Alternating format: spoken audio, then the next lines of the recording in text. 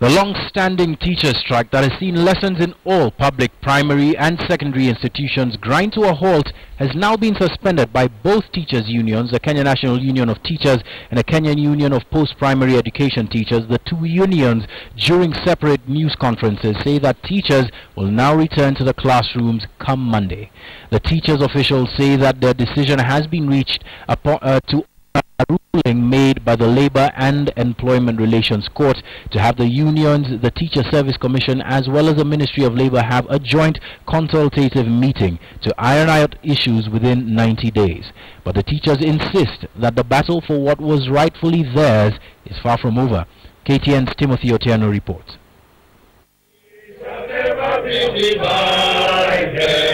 It's a song that has been sung at the courts, on the streets, and even in boardrooms. Solidarity forever. Today's melody ringing out as perhaps the last time it will be belted out this year after unions declared a halt to a teacher strike that has gone for a record-setting 5 weeks. Now we are asking all our teachers, resume duties promptly on 8 o'clock and physically have been told, because we love this country. On Monday 8 o'clock. The National Governing Council sitting here today met and have resolved to comply with the attendant judgment of Justice Abweja, which was delivered on 25th of September 2015, and his ruling of 1st of October 2015 to suspend the strike and pursue the proceedings in the appeal court. The Kenya National Union of Teachers and the Kenya Union of Post-Primary Education Teachers made the announcement Saturday mid-morning amidst demands that the Teacher Service Commission pay them their salaries for the month of September. You will never run away from your own shadow. The shadow will chase you. It will haunt you wherever and forever. According to the teachers' union, the strike has been suspended to adhere to a court order made on the 25th of September and on the 1st of October to have the teachers return to class as a joint committee between the TSC, union officials and the Ministry of Labour navigate towards reaching a collective bargaining agreement. But the teachers hit out at SRC, saying that the commission's stand on the matter was wanting. When Sarah Serem wakes up and tells us about harmonization, we are not shy to tell her that she is a busybody in this country. Yes. And she has taken over the work of the Ministry of Labour and is actively working against ILO standards.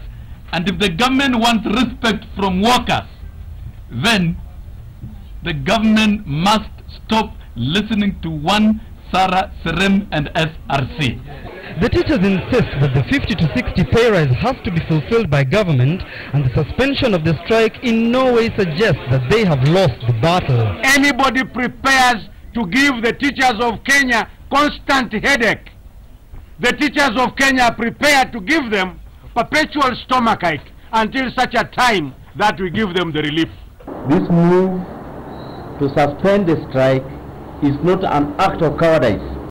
We have put a gallant fight in this regard, and therefore we ask for a lot of patience and understanding from our membership and the public in general. The debacle between teachers and government stems from a ruling made on June the 30th this year that saw the Labour courts award the teachers a pay rise as well as allowances backdated amounting to 37 billion shillings. But July the 10th saw the TSC appeal that decision before the Court of Appeal, claiming that government lacked sufficient funds to implement the rise. 13 days later, the Court of Appeal ruled that TSC pay up, but minus the 37 billion the Labour court had awarded. The TSC would later move to the Supreme Court to appeal that decision, but received a blow as the 5-judge bench said they lacked jurisdiction over the matter. Attempts by TSC to have the strike declared illegal also bore no fruits, and now union officials say the can't pay, won't pay attitude by the government will be put to the test when the 90-day suspension lapses. But for now, reprieve for the hundreds of thousands of students in public schools who are yet to begin the third term of studies. And so now, even as pupils and students from public primary and secondary school are set to officially begin their third term of learning on Monday, the Teachers Union is urging the Kenya National Examination Council to postpone the commencement dates for the written examinations that are set to begin on the 12th of October for KCSE candidates and the 10th of November for KCPE candidates, to allow them sufficient time to prepare the candidates as they play catch-up to those in private schools who began learning more than 4 weeks ago. Timothy Otieno, KTN News, Nairobi.